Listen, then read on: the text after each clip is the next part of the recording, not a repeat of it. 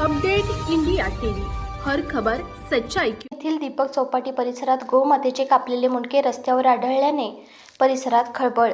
वणी येथील दीपक टॉकीज चौक परिसरात गोमातेचे भरपूर मोठ्या प्रमाणात मांस रस्त्याच्या बाजूला फेकलेले आढळून आले आहे। 2 गोमातेचे मुंडके सुद्धा या ठिकाणी आढळून आले आहे। सदर ठिकाणी युवा सेना, शिवसेना, बजरंग दल कार्यकर्ते मोठ्या प्रमाणात जमा झाले असता परिसरात खळबळ उडाली आहे। अजिंक्य शेंडे, ललित लांजेवार, संतोष लक्षेट्टीवार, रोहन पारखी, संकेत ठाकरे, संजोग झाडे, कुणाल कुरेवार हे मोठ्या प्रमाणात असंख्य कार्यकर्ते येऊन रोष व्यक्त करीत आहेत। सर्व कार्यकर्ते परिसर शोधून काढले असता झाडे झुडपांच्या मध्ये असलेल्या झोपड्यांमध्ये मागील अनेक दिवसापासून हा प्रकार सुरू असल्याचे दिसून येत आहे।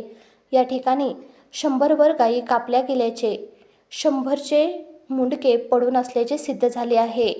तरी पण हा प्रकार पोलीस प्रशासनाच्या निदर्शनास आला नाही, ही बाबसुद्धा शंका निर्माण करणारी आहे।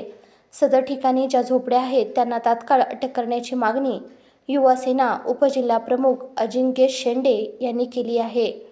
पोलीस प्रशासन येऊन कारवाई करीत आहे। वणी तालुका प्रतिनिधी वैभव राजूरकर। वणी शहरामध्ये गोमातेच्या मुंडकं छाटून रोडवरती ठेवण्यात आलं, हा अतिशय तीव्र निषेध आहे। रामनवमी समितीचे अध्यक्ष म्हणून या घटनेचा मी तीव्र निषेध करतो आणि पोलीस प्रशासनाला सांगू इच्छितो की जी कोणी ही घटना केली असेल, जी कोणी हे कृत्य केलं असेल त्यांच्यावर तात्काळ कारवाई करण्यात यावी, त्यांना अटक करण्यात यावं आणि अटक करून त्यांच्यावरती कारवाई करावी।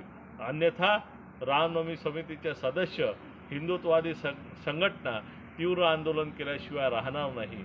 मी तुम्हाला सांगू इच्छितो की हे अतिशय निष्कृष्य कृत्य आहे आणि हा निषेधार्थ कृत्य आहे।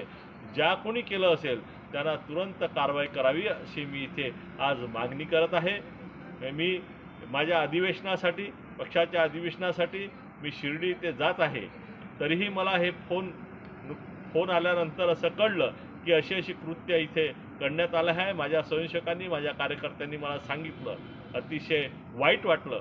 म्हणून या घटनेचा मी तीव्र निषेध करतो आणि तात्काळ यांना कारवाई करून यांना अटक करावी हीच मागणी आजच्या प्रसंगी मी करत आहे।